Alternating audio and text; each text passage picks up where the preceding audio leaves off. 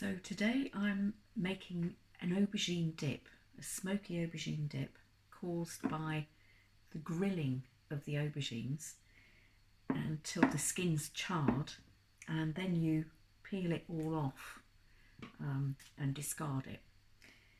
Now this is traditionally called baba ganoush. Gorgeous name, isn't it?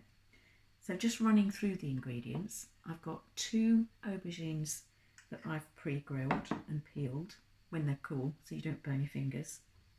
You need a tablespoon of tahini and a tablespoon of olive oil. Now traditionally the recipe would have a couple of tablespoonfuls of each, but I tend only to put 1 of each in, partly because of the fat content. Then we've got a gorgeous 3 tablespoonfuls of fresh mint, and I'm just going to leave a few to chop on the top of the dip at the end. Then we've got about 1.5 lemons juiced, and I'll get started.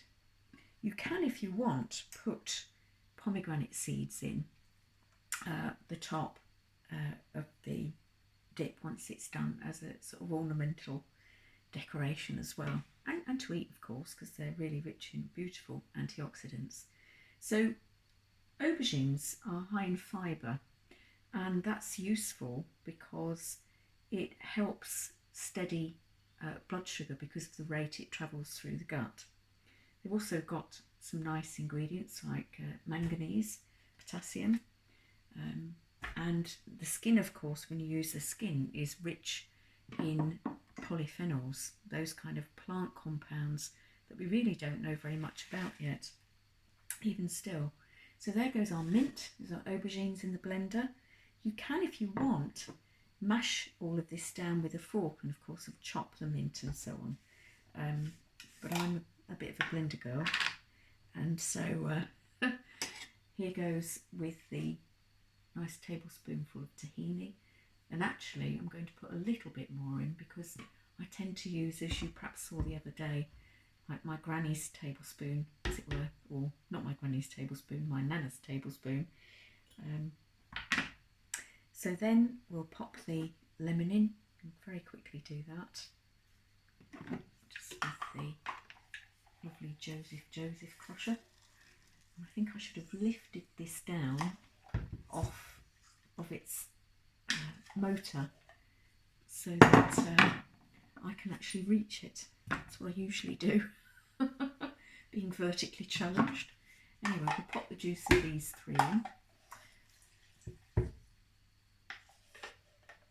These 3 halves, that is, for a nice lemony flavour. And I did test recently how efficient this is at getting the juice out, because when you get the lemon half out, you might think, oh, there's loads of juice left in that, but surprisingly, having used a conventional juicer just after, there's like a few drips. So I'm just going to pop as well a tablespoonful of olive oil in, and again I'll pop a little extra in because that still had some tahini left in it.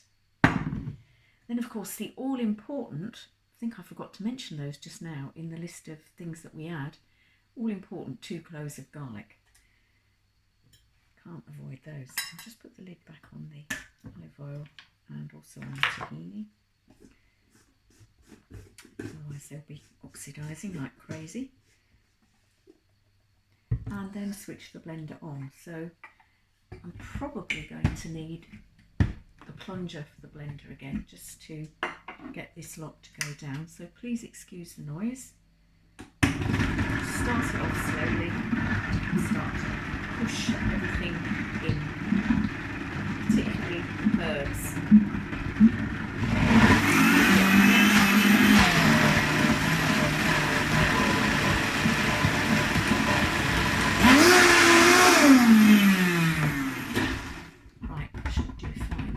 So you can probably imagine that this is quite a smooth texture, but obviously if you hand mash the aubergines, you're going to end up with a much smoother chunkier dip.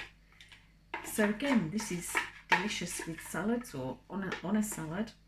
Could almost use it like a dressing. Beautiful served as a dip with crudité. So this is the week of dips. There we go. I'll just do a little mint leaf chopping. I'm afraid I haven't got any pomegranate, so it's not going to look quite as pretty and beautiful as it could do with those lovely sparkly jewelly pomegranates. But if you happen to have one in, do sprinkle some over the top, particularly if you're sharing the dip for an evening or something. Give it a swirl. You can always put a little bit more olive oil on when you want, a little drizzle, but that is a beautiful greeny aubergine coloured dip, and it's absolutely delicious. And of course, when you make your own, even the hummus that we made on Monday, the red pepper dip that I made yesterday but forgot to film, so I'm doing that one again today, the Jerusalem artichoke dip I made, you get sort of twice the amount for all the ingredients as you would when you buy these things from a supermarket. So of course most of them will keep 4 to 5 days in the fridge. I mean, we're going to have dips coming out of our ears this week, but enjoy.